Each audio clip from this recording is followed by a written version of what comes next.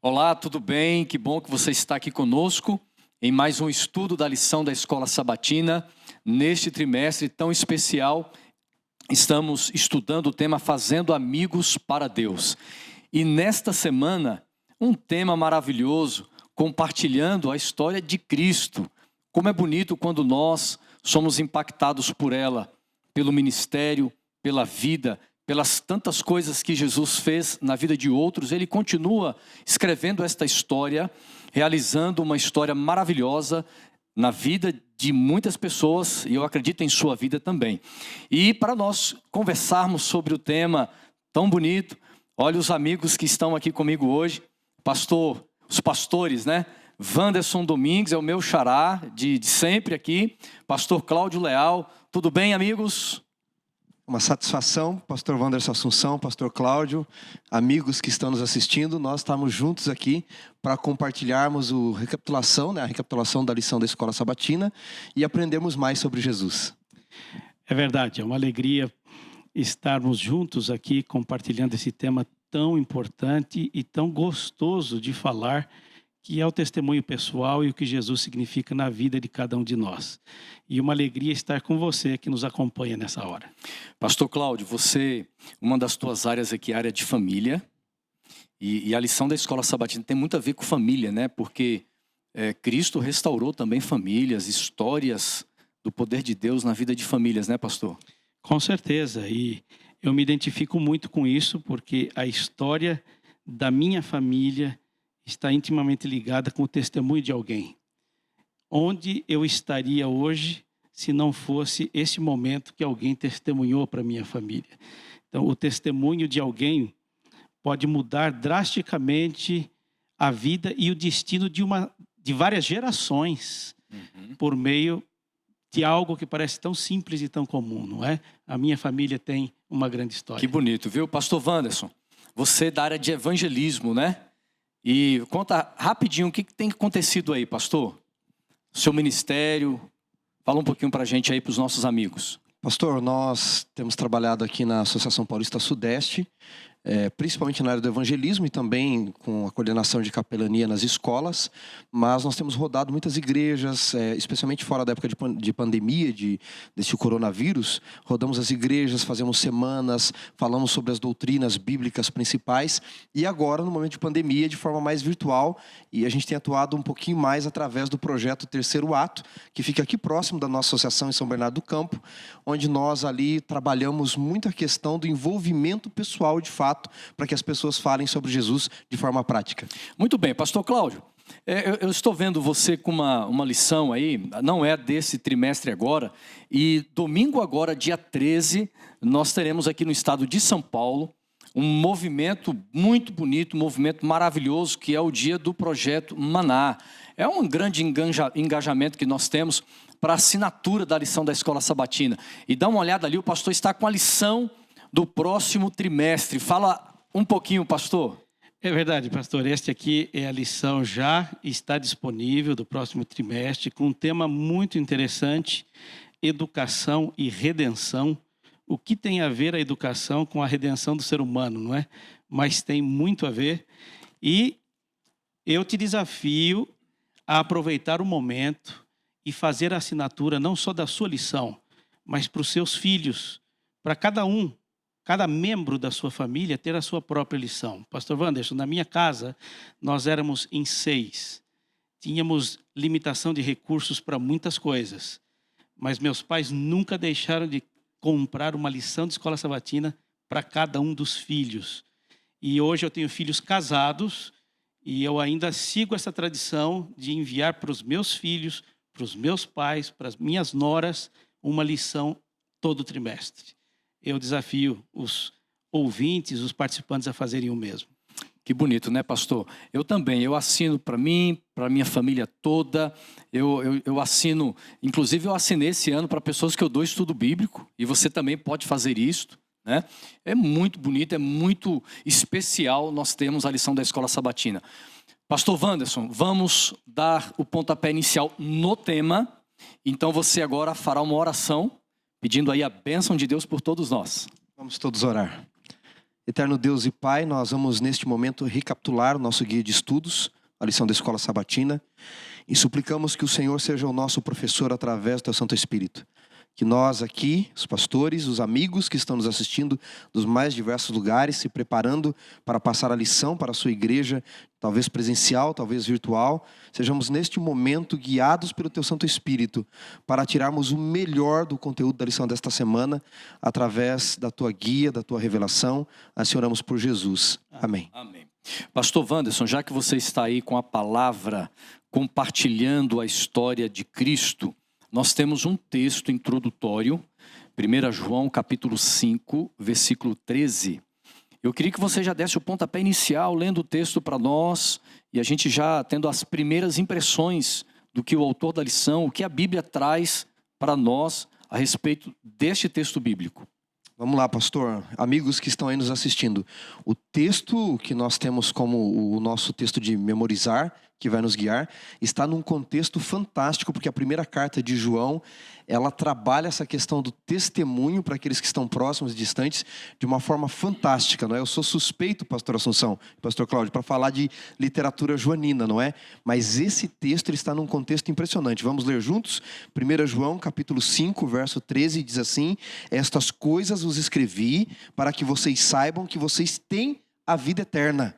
Algumas versões dizem para que vocês tenham certeza da vida eterna. E aí ele diz: a vós outros que credes em nome do Filho de Deus. E aí ele vai emendar sobre a confiança que nós temos. E essa confiança que vai nos mover para falarmos desse Deus aos outros. Porque nós temos vida eterna e precisamos compartilhar juntos. Pastor Cláudio, na história compartilhada por Cristo e aquela que nós compartilhamos, é claro, Cristo é o centro, Ele é o personagem principal da história.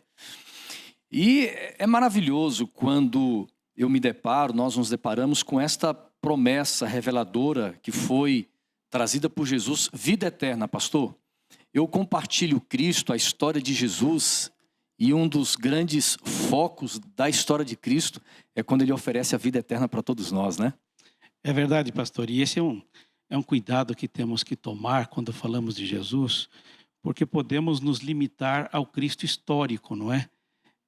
Nos limitar ao lugar que ele viveu, à maneira como ele agiu, às condições em que ele viveu, e nos esquecer de que o mais importante é o Cristo divino humano que veio com um propósito redentor e de comunicar vida eterna a todo aquele que nele crê. O segundo perigo é quando nós, na intenção de falar de Cristo, enfatizamos mais regras, formas, doutrinas, igreja, do que a própria pessoa de Jesus Cristo. Então, Ele é o centro de tudo. E sem Ele, não tem sentido doutrina, não tem sentido igreja, não tem sentido reunião, porque Ele é a base primordial de toda atividade religiosa ou espiritual. Agora, falando em história de Cristo, pastor Wanderson Domingues, são muitas histórias que nós encontramos de Jesus na vida de outras pessoas. Tem alguma história, pastor, que impressiona você, que mexe com o seu interior, que faz os teus olhos brilharem? É claro que é difícil, né? Quando a gente vai lendo as histórias, vai compreendendo a profundidade de cada ato de Cristo, cada palavra, o seu testemunho pessoal. Mas de repente tem uma aí que te impressiona muito. Por quê? Pastor, são muitas histórias que mexem comigo, que me atraem desse Jesus. Agora, de bate-pronto assim, a história que mais me comove sobre Jesus é quando ele está com a mulher samaritana em João capítulo 4. Ele olha para ela como um indivíduo, uma mulher rejeitada por todos. Ele oferece algo além daquilo que ela podia imaginar. Ele mostra o valor que ela tinha e está ali a história para dizer, olha, se eu pude salvar uma mulher que está renegada por todos, a pior dos piores, eu posso salvar você também. Isso mexe muito comigo. Coisa linda, viu, pastor Cláudio? Tem algum episódio? Olha, de fato é difícil se deter em um escolher, só, né? não é? Mas eu gosto muito da história do encontro de Jesus com o endemoniado gadareno. Aham. E ver o contraste de quem era ele antes do encontro com Jesus Cristo e como a Bíblia relata o que ele se tornou logo após o encontro com Jesus Cristo. Uhum. Então você percebe um poder transformador que não precisa de décadas, não é?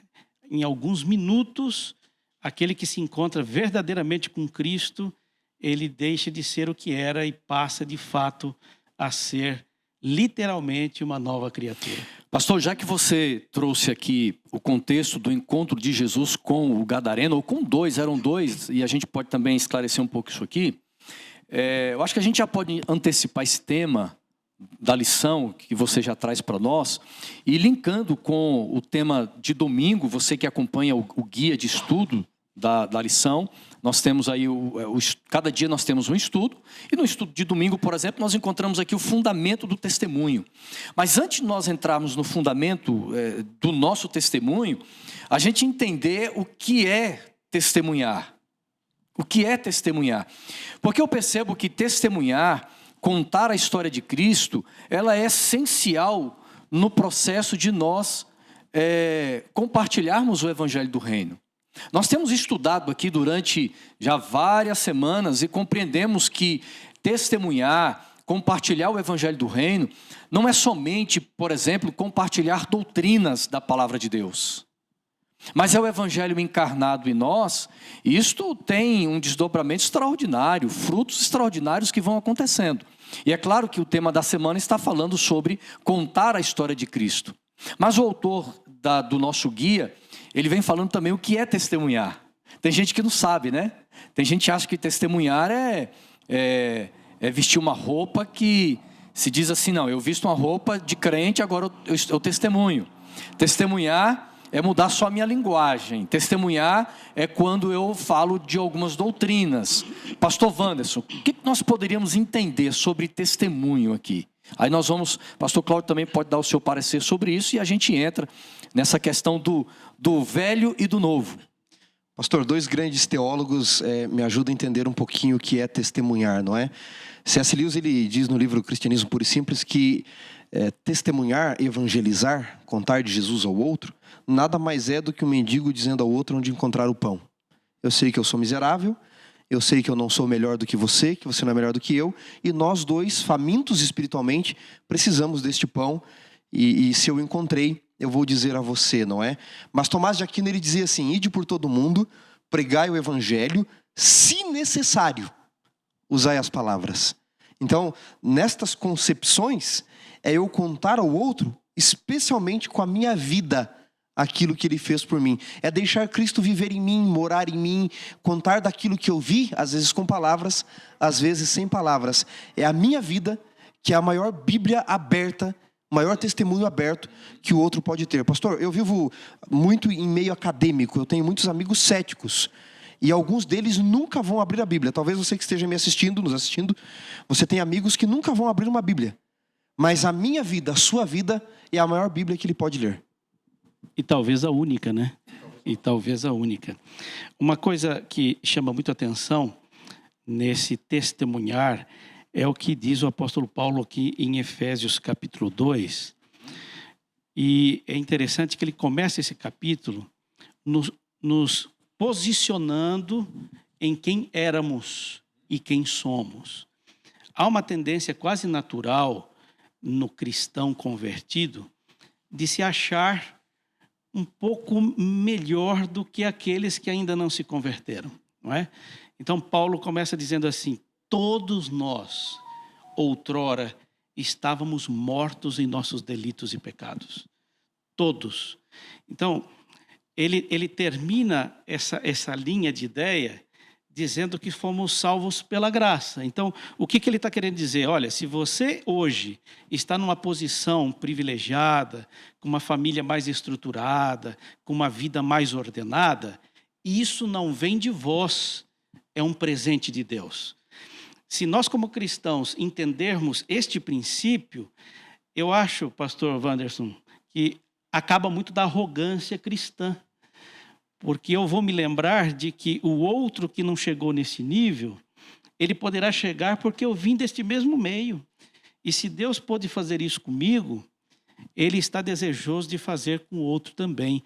E a gente passa a olhar um ébrio caído na calçada, um mendigo abandonado na rua, como o mesmo potencial de pessoa restaurada por Cristo, como fui eu e a minha família.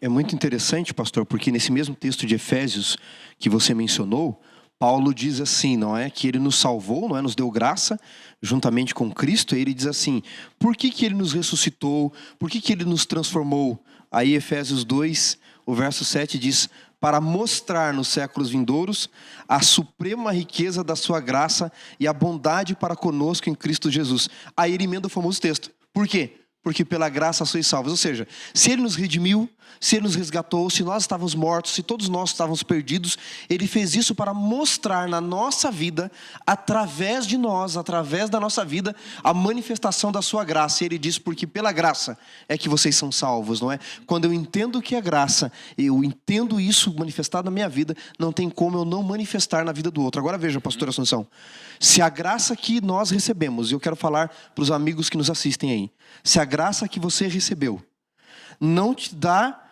poder para falar de Jesus aos outros, de entender como o pastor Cláudio falou, das dificuldades do outro, não te dá visão de quem você é, para você tratar com amor o outro, não foi graça que você recebeu. Viu, pastores?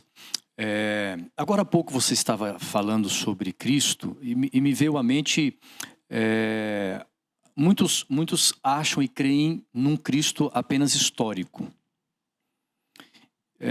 Isso é um problema, porque nós não estamos nessa linha de pensamento compreendendo a totalidade do que é Cristo.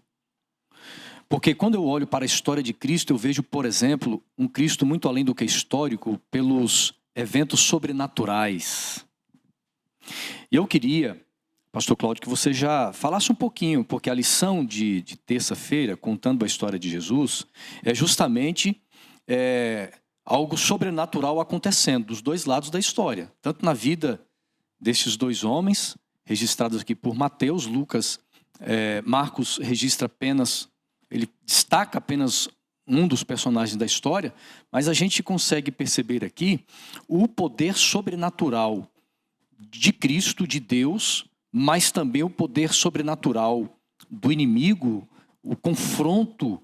E a gente percebe aqui Cristo revelando graça, revelando poder, desfazendo as obras das trevas, que é uma realidade do mundo que nós vivemos. Não é, pastor? É verdade. Esse texto, revelado aqui em Marcos capítulo 5, ele mostra a guerra espiritual, na verdade, que todos vivemos, não é? E é curioso isto, porque este confronto acontece todo momento da vida de Cristo e a gente tem que transportar isso para a nossa realidade também. Todo momento nós estamos sendo confrontados nesse conflito entre o certo e o errado, entre o bem e o mal. E neste capítulo fica muito evidente isso. Os demônios tomando posse de um ser humano, falando em lugar dele, agindo em lugar dele. Isso tem a ver também com o que nós acabamos de ler em Efésios capítulo 2, onde o Paulo diz que as pessoas seguem os seus impulsos, os seus desejos, e não se dão conta de que, na verdade, elas estão seguindo os principados e potestades, ou seja, elas são conduzidas por um poder que age nos filhos da desobediência. Então, esses endemoniados não faziam o que queriam, não falavam o que eles pensavam. Eles até tinham algum impulso, mas eram dominados por um espírito do mal. E o texto revela que foi este desejo pessoal em reconhecer em Cristo o único capaz de libertá-lo que o levou a Cristo. mas na verdade ele não conseguiu falar, quem falou por ele foi o demônio, não é? Então, todo ser humano está sujeito e sofre esse conflito espiritual, e vemos claramente nessa história que se não é o poder de Cristo agindo, o ser humano não tem, por sua vontade e poder próprio, capacidade de libertar-se disso. Pastor, o Herbert Chesterton, ele diz assim, não é? Se Jesus não tivesse existido, a mente humana não poderia tê-lo inventado. Eu vejo muitos pregadores, muitos religiosos, querendo apenas o Jesus histórico, o bom mestre. Hoje está na moda chamar Jesus de revolucionário. É óbvio que Jesus o foi, porque ele revolucionou a religião da sua época. Mas dito isto, nós precisamos lembrar de uma coisa, colegas. Jesus não veio simplesmente para libertar as pessoas do Império Romano. Jesus não veio para libertar as pessoas do legalismo judeu apenas. Jesus não veio para libertar as pessoas de doença. Jesus, ele veio para libertar as pessoas do pecado. Você tem o lado humano, você tem a libertação de doenças, as curas físicas, você tem o Jesus revolucionário, se você assim o quiser chamar, mas acima de tudo, Jesus disse: o meu reino não é deste mundo. Jesus, ele mais ensinou sobre o reino do que curou pessoas. Jesus estava preocupado mais em que os discípulos entendessem o que era a questão deste reino dos céus, da libertação dos pecados, e por isso ele morreu numa cruz, porque senão não precisaria, do que isso. Ele vem e ele quebra diversos paradigmas, eu não nego isso, em tratamento com os oprimidos, com as mulheres, mas Jesus vem especialmente para nos libertar da questão do pecado. Então eu não posso querer só o Jesus histórico. Eu tenho que ter nele, nesta pessoa de Jesus, o Cristo da fé. Nele se juntam os dois, o lado humano e o lado divino. Só o lado humano não é Jesus completo. E olhar só Jesus como o lado divino, sem essa imanência dele também, essa proximidade, também não é completo. Eu preciso de um Jesus com as duas faces da moeda, tanto divino quanto humano também. Pastor, continua aí falando sobre essa transformação deste gadareno, o antes e depois. Que coisa linda a história. É sensacional, até o testemunho dele mesmo, né? O próprio testemunho dele, veja, algumas pessoas devem estar perguntando aí do outro lado da tela, por que Mateus fala de 2 e Marcos e Lucas fala de 1 apenas, não é? Explica. Posso responder isso, se vocês me permitem? Tem algum equívoco, alguma contradição. Alguns críticos dizem, Xará, assim, a Bíblia está se contradizendo, não é? Porque um evangelista fala de 2 e o outro, Marcos e Lucas, falam de 1 apenas. Pela crítica textual, a gente sempre vai escolher o texto maior.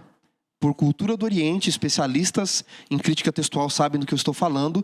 O texto menor, o reduzido, ele tende a não ser o texto original. Agora, então significa que Marcos e Lucas mentiram? Eles erraram a história? Eles não foram inspirados? Não.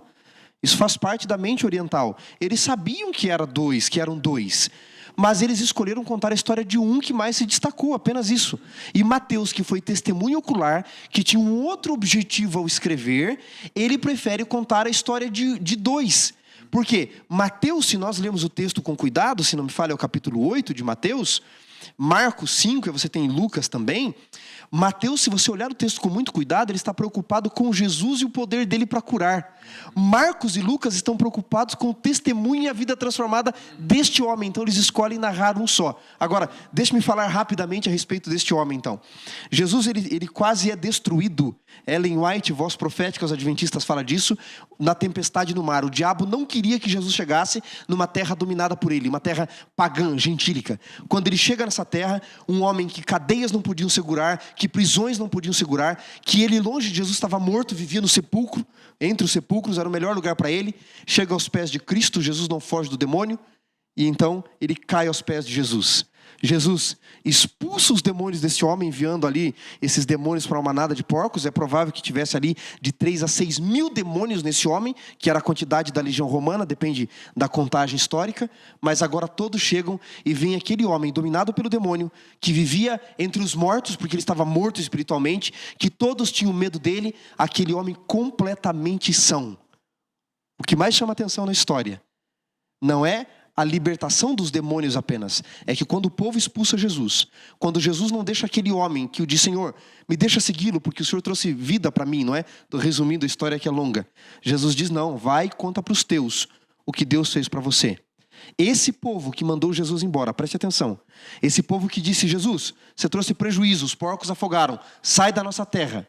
A segunda multiplicação de pães é realizada na terra dos gadarenos. A primeira para os judeus, a segunda para os gentios, os pagãos, vamos dizer assim, para os gadarenos. Se esse povo mandou Jesus embora, se esse povo não queria saber de Jesus, como que quando Jesus volta a segunda vez, tem mais de 3.000 pessoas esperando por ele? Porque conta só os homens ali. Quem estava ali? Quem foi transformado? Quem foi espalhando a história do milagre, da conversão, dos porcos afogados, de uma vida transformada? O maior missionário que Jesus enviou para aquela terra. Este homem transformado, né, Cláudio? Pastor, se me permite, olha o poder disso. Porque quando nós estamos falando aqui de testemunho, pode ter alguém que esteja aí nos ouvindo e dizendo assim: nossa, eu tenho muita vontade de fazer isso, mas eu não sei como, eu não tenho habilidade, eu não entendo muito, eu não tenho preparo teológico. Aí eu pergunto, Jesus curou esse homem, como foi mencionado, e quantos estudos bíblicos esse homem recebeu? Que preparo teológico ele recebeu? Nenhum. E Jesus diz para ele: olha, assim mesmo você vai contar aos teus. Agora, contar o quê se ele não conhecia doutrina, não conhecia teologia, ele não tinha Torá, ele não havia feito nenhum curso bíblico? Qual foi o poder para preparar esta região, né, Decápolis, para receber Jesus depois, se não foi exclusivamente o testemunho pessoal? Então, isso, pastor, serve de motivação para quem nos ouve, porque, de repente, você ouve todo o conhecimento teológico de um doutor como o pastor Wanderson aqui, e você pensa: nossa, se eu tivesse esse conhecimento, eu faria. Mas você tem aqui um exemplo na Bíblia de duas pessoas que a única coisa que elas sabiam era: esse homem tem poder sobre os demônios, e olhe para mim mesmo, quem eu era e quem eu sou. Se ele pôde fazer isso comigo, ele é capaz de fazer isso com você. Então, o testemunho pessoal, ele é maior do que o seu conhecimento doutrinário, seu conhecimento teológico. Não que isso não tenha sua importância, mas ele é o que toca o coração e impressiona a vida das pessoas. Pastor Cláudio, fantástico o que você está dizendo, porque eu reafirmo aqui, muita gente diz assim: eu só serei um missionário, uma testemunha depois que eu tiver conhecimento suficiente, mas a história está dizendo que este homem, embora não conhecesse por escrito a palavra, mas estava conhecendo por experiência aquele que era o verbo encarnado, Cristo. Então veja, como o pastor tem colocado aqui, é importante o conhecimento da palavra e temos que buscar mesmo, mas contar a história de Cristo através da experiência que nós temos com ele, né, pastor? Sim, sem dúvida. É o andar com Jesus todos os dias. Paulo aconselhava Timóteo a ser uma pessoa preparada que manejasse bem a palavra da verdade. Então, exatamente. A Bíblia não desconsidera o preparo, o estudo, não é? De maneira alguma. Agora, o que a Bíblia está mostrando aqui é que todo o conhecimento que você tenha, sem uma demonstração pessoal de uma experiência com Jesus, ele é frio e não passa de uma informação. Agora, quando você tem algo pessoal para contar do que Cristo fez na sua vida, então tudo aquilo que você sabe se torna realmente relevante. Exato, e eu tenho pensado o seguinte, baseado nessa história aqui, o passo inicial de uma vida missionária começa aqui. Compartilhar o que Deus fez na sua vida. Isso é o mínimo. Porque quando nós olhamos para o testemunho mais radical, vamos dizer assim, radical no bom sentido, é o martírio.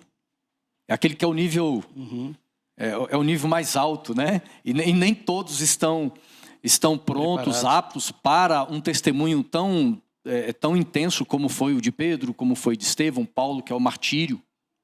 Mas através desta história eu percebo que o pontapé inicial de uma pessoa que nasce de novo, uma pessoa que entrega-se a Cristo Jesus, é permitir que os outros vejam Cristo em sua vida. Agora, eu gosto demais, quando eu vejo nas mídias sociais, nas redes sociais, principalmente nesse período de quarentena aí, muita gente publicou o antes e o depois. Uma foto no início da quarentena, uma foto depois. Você vê diferenças, né? Alguns quilos a mais, outros quilos a menos. Não faz diferença. Com quarentena, sem quarentena, 5 anos atrás e hoje, a foto acho que não muda muita coisa. Sorte sua. Né? Não sei se vocês colocaram foto ou mudou muita coisa. Teve antes e depois de vocês aí na quarentena ou não? Pastor, eu descobri que a quarentena diminui o pé, não é? Os pés. Porque cada vez que eu olho, eu vejo menos eles, estão diminuindo, não é? Alguém disse que a barriga que estava crescendo. Eu disse, não, são os pés que estão diminuindo, não é? Sempre muda, não é? Experiências de vida, crises de vida, situações que a gente passa, vão nos transformar física, emocional e espiritualmente, né? Agora, é como você falou, Xará. Jesus não veio para uma revolução terrestre, terrena, mas é o antes e o depois na vida espiritual. E às vezes isso não tem como a gente publicar na internet, né? Uma foto que demonstra, até pode, mas é no dia a dia, em contato com as pessoas, que elas verão o antes e o depois. A Bíblia, por exemplo, traz um outro exemplo aqui, a história de 2 apóstolos. Jesus chega a os chamar de filhos do trovão. Por que essa expressão? Filhos do trovão. João e Tiago, filhos de Zebedeu, eles eram primos de Jesus, até uma curiosidade, tá bom? Porque Maria era irmã de Salomé, esposa de Zebedeu, então eles eram primos de Jesus. Jesus conhecia muito bem eles e sabia que João era muito esquentado, muito estourado, não é? João é aquele tipo de pessoa que diz assim, não, eu falo mesmo, dou a quem doer. Mas à medida que eles vão andando com Jesus, à medida que eles vão se debruçando ao peito de Jesus, não é? João está sempre próximo de Jesus. Esta é uma curiosidade, inclusive, né, pastor Cláudio, dos evangelhos. João é sempre o discípulo que está mais próximo de Jesus. Até na cruz, ele é o discípulo mais próximo de Jesus. Está aos pés da cruz enquanto os outros estão fugindo, distantes. Pedro está no Getsemane orando, chorando. João sempre está na Santa Ceia, reclinado ao peito de Cristo. Eram primos, cresceram juntos, isso ajudava. Mas ele, como discípulo, sempre esteve próximo. Ao contrário, você tem um outro ali, um contraste com Judas. Judas, nas narrativas do Evangelho, quando você se atenta, ele sempre é o discípulo mais distante. Ele é sempre aquele que está criticando, é sempre aquele que está na ponta, é sempre aquele que está saindo, vai fazer alguma coisa às pressas. No final dos 3 anos e meio, Judas está enforcado numa árvore, João está aos pés da cruz. João tem uma transformação, porque esse que falava, doa quem doer, esse que numa ocasião, é quando ele recebe o apelido, vai numa cidade samaritana, numa vila, eles não aceitam Jesus, eles querem mandar descer fogo do céu para queimar todo mundo. Este, no final dos 3 anos e meio, especialmente da sua vida com Cristo, ele deixa de ser o discípulo do trovão, o explosivo, aquele que quer mandar descer fogo do céu, e é conhecido como o discípulo do amor. Eu fiz parte do meu doutorado em escavações em Éfeso, e tem uma tradição muito interessante ali, porque Timóteo foi pastor em Éfeso, discípulo de Paulo.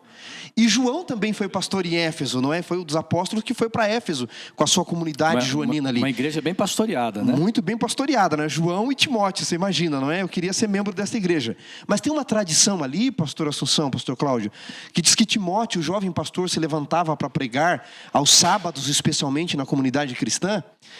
E ele se levantava e no final do sermão, depois de pregar, ele dizia, pastor João, você tem alguma palavra para dar para a comunidade? Porque João é um grande João, Timóteo tinha que respeitá-lo, não é?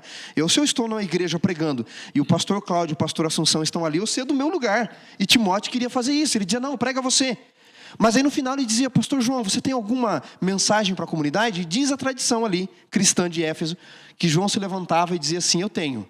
Virava para a comunidade e dizia, filhinhos, amai-vos uns aos outros. No outro sábado, pastor João, você tem alguma mensagem para dar para a comunidade? Tenho. Filhinhos, amai-vos uns aos outros. Sábado após sábado, ele se tornou discípulo do amor. É lindo a história de João, é lindo a história dos apóstolos, de cada discípulo, é lindo a sua história. Quando você olha para trás e você vê quem você era, quem você se tornou. E é claro, pastor Cláudio, nós chegamos aqui já quase no final, nós temos algumas coisinhas ainda para a gente comentar aqui, mas a certeza da salvação em Cristo faz toda a diferença na hora de dar o testemunho. Sem dúvida nenhuma. Quando a pessoa compreende que a salvação não depende dela, não depende do que ela fez, do que ela faz, de quem ela é, mas de quem Cristo é, do que Ele fez, do que Ele ainda faz por cada um de nós, então eu não preciso ter medo de estar salvo ou perdido. Porque se eu olhar para mim, com certeza eu estou perdido. Mas se eu de fato o aceito como filho de Deus e creio que Ele é tudo que a Bíblia afirma ser, então não há necessidade de temer ser salvo ou perdido. E sabe, pastor Wanderson, a história, esse tema é muito relevante para mim. A minha história com o Evangelho se deu exatamente quando um familiar saiu de casa para assassinar alguém. Ele saiu para matar alguém. E como ele chegou no local e havia muita gente, ele queria esperar um momento mais oportuno, ele entrou num cinema onde todo mundo estava entrando para esperar um momento mais apropriado, e só que ele não sabia que era uma série de conferências que estava ali. Isso é uma pessoa da sua família, pastor? Sim. Impressionante. E ele entrou ali para se esconder, esperando, olha, a hora que terminar essa palestra, eu vou sair, já vai estar escuro e eu vou matar. Só que depois do que ele ouviu ali, ele não teve coragem. Ele voltou na noite seguinte, e na noite seguinte. E depois veio com a mãe, com os filhos. E toda a família foi convertida. E hoje eu sou o que sou, porque uma pessoa que saiu para cometer um ato, um homicídio, entrou num lugar que estava sendo pregado a palavra de Deus. Então, a Bíblia tem poder. Amém. Deus tem poder de mudar a história. Amém. E não só daquele que seria o assassino, mas mudou a história dele, da primeira geração. Hoje, meus filhos são a 4ª geração que servem a Jesus pelo testemunho de alguém num lugar, num momento específico da vida de um homicida. A Bíblia é tremenda. Maravilhoso. E você falando de que seus filhos é a 4ª geração, né? Pastor Wanderson, eu tenho certeza que tem gente nos assistindo que esteja pensando assim: tudo bem, a história do Gadareno é linda, quem ele foi, quem Jesus o tornou, a história dos discípulos, a história que o pastor Cláudio acaba de contar, mas eu já nasci num ambiente cristão, eu já nasci num lar cristão, eu nunca tive uma vida assim mundana, vamos dizer. Então, o meu passado não é negro, como tantas histórias, né? Mas à luz de quem nós somos por natureza, nós somos pecadores.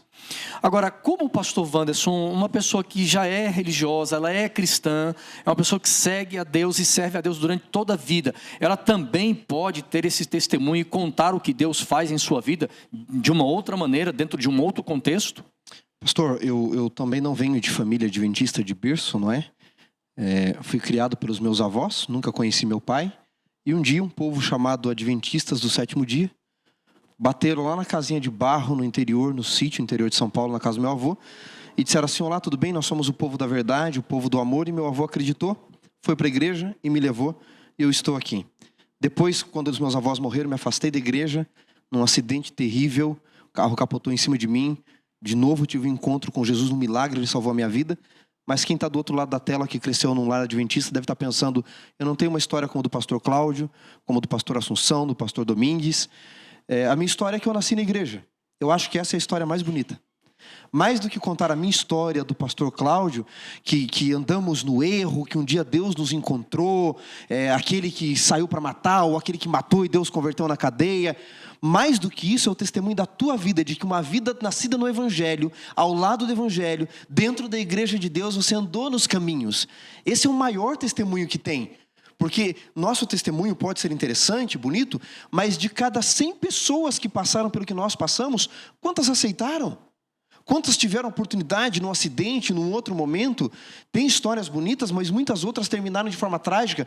Mas a sua história de você que nasceu num lar evangélico, de você que nasceu num lar cristão, num lar adventista, e você toda a vida seguiu os caminhos de Deus, foi tentado, mas não abandonou os caminhos. Nós viemos dos caminhos errados. Você foi tentado a sair do caminho e permaneceu no caminho.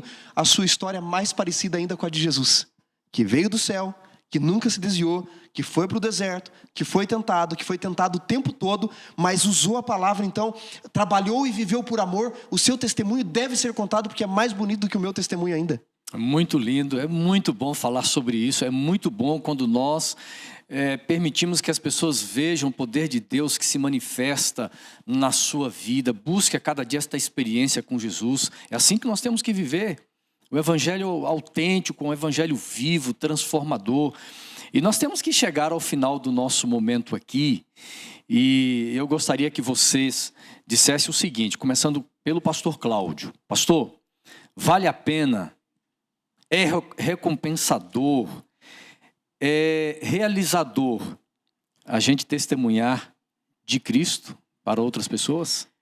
Pastor, não há nada mais realizador, mais emocionante do que você compartilhar o evangelho e ver uma vida sendo transformada pelo poder de Deus. Isso é tão bom que se torna um vício. Eu vou começar 2 estudos bíblicos hoje. Minha esposa está começando em outro lugar 2 estudos bíblicos hoje, porque isso se torna um vício. Porque é a coisa que mais apaixona, mais comove, mais marca a nossa vida. Isso liberta, é né? Ser parte da mudança da vida de alguém, sabendo que Deus te usou como uma ferramenta defeituosa, mas suficiente para mudar a vida de alguém. Xará, vale a pena? Pastor, Às vezes o preço é alto, né? muito alto. Mas mesmo assim vale a pena. Muito alto. Você mencionou uma das palavras que a Bíblia usa sobre testemunho, que é martírio, de mártir, depositar a vida. Em Atos 4:31, diz que os discípulos pregavam com intrepidez, não é? A palavra parresia ali é pregar com ousadia, sem medo de depositar a vida. Tem altos custos, de fato, não é? Você seguir a Jesus e falar sobre Jesus, porque o caminho do mundo é o largo, é o mais fácil, é o caminho mais imediatista, quando nós não contemplamos a eternidade. Agora, olha que curioso, em 1 João, ele diz assim: o que os nossos olhos viram, o que nossas mãos tocaram, com quem nós andamos, tudo que nós vimos e ouvimos com respeito ao verbo da vida, é o que nós contamos para vocês. Qual foi o testemunho poderoso de Paulo, de João, de Pedro? E por que valeu tanto a pena eles amarem mais as coisas eternas do que as coisas terrenas? Porque eles experimentaram a alegria de viver com Jesus. E quem experimenta verdadeiramente a alegria de andar com Jesus de Nazaré, com o pregador itinerante da Galileia, não tem outro caminho a não ser anunciar o evangelho pelos 4 cantos, os 4 ventos da terra, com palavras, sem palavras, com atitudes através da nossa vida, do que Jesus fez por mim, como eles anunciaram o que Jesus fez por eles. E às vezes, como nós compreendemos aqui, o testemunho, esta vida missionária pode exigir de nós um preço mais elevado do que se exige de uma outra pessoa. E uma autora, Ellen White, que nós gostamos muito dos seus livros, ela escreve assim que uma das maiores glórias, a maior alegria que um cristão pode ter é quando nós participamos do sofrimento de Cristo. Pastor Cláudio contando a história, a gente percebeu aqui até emoção dele, né? E isso, viu, pastor Cláudio? Isso é um fato que reanima o cristão, ele relembrar a história, ele voltar no passado, lembrar quem ele era, quem eram os seus antepassados e perceber o que Jesus fez. Eu, quando visitava as pessoas, eu gostava de fazer essa pergunta. Como é que foi a vida de vocês? Como é que vocês se converteram? E muitas vezes as pessoas se emocionavam contando, pastor, como Deus foi maravilhoso em nos trazer até aqui. E esta vantagem de nós compartilharmos o evangelho é porque nós vamos sentir a mesma alegria de Jesus. Que coisa maravilhosa! Sabe, você olhar para uma pessoa que você orou por ela, que você batalhou por aquela vida, que você estudou a Bíblia com ela, você deu seu testemunho, foi uma batalha, porque, olha, levar uma pessoa para Cristo é uma luta espiritual muito intensa, muito grande, e de repente você vê esta pessoa sendo transformada pelo poder de Deus, a alegria de Jesus, a alegria que há no céu, no reino dele, vem e vai nos incendiar. Isto é maravilhoso. Pastores, foi muito bom o nosso estudo de hoje. Nós chegamos ao final e eu quero lembrar você, não fique sem a sua lição. Como é maravilhoso estudar diariamente. E nós estaremos aqui lançando semanalmente vídeos sobre o comentário da lição da Escola Sabatina.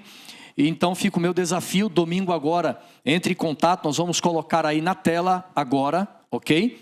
O telefone para que você ligue na CPB, Casa Publicadora Brasileira, é o telefone pelo WhatsApp, também o telefone do 0800, entre em contato, ligue, faça assinatura para você, para a sua família, mas também vai aparecer aí o site projetomaná.com. São os meios muito simples, práticos, de você adquirir a sua lição. E olha, muito obrigado pela conversa, pelo bate-papo que nós tivemos. Eu fui muito edificado com este momento, me aproximando mais de Deus, gerando mais em mim este desejo de testemunhar da história de Cristo.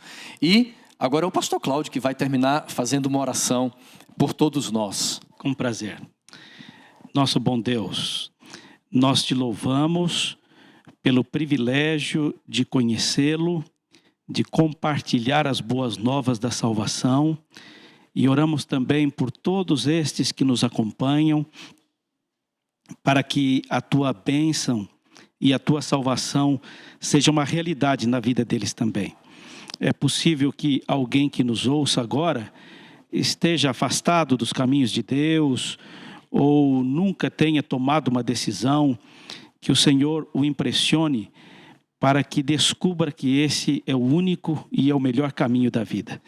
E aqueles que já nasceram na fé, que têm vivido em compromisso com a verdade, que o Senhor os fortaleça para que nunca se desviem e juntos um dia possamos encontrá-lo pessoalmente no reino dos céus. Obrigado por este momento de estudo. Em nome de Jesus oramos. Amém.